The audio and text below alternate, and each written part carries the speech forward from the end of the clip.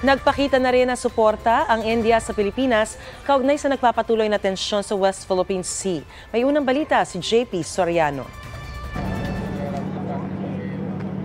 Ipinakita ng India ang kanilang warship na nasa pier ng Maynila na kayang dumitek ng mga submarine na isa sa mga pwede raw itulong sa pagdepensa ng ating mga dagat. We fully support our Philippines friends in their efforts to ensure that whatever happens in the seas respects the constitution of the seas, the UNCLOS, and various associated agreements and outcomes.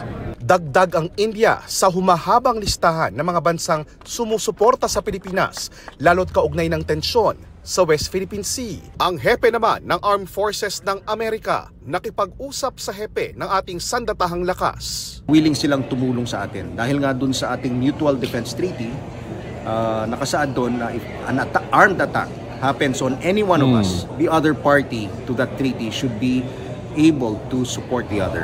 Pero sa ngayon, hindi kailangan yan dahil hindi pa raw armed attack ang turing sa paggamit ng water cannons, kaya wala pang act of war.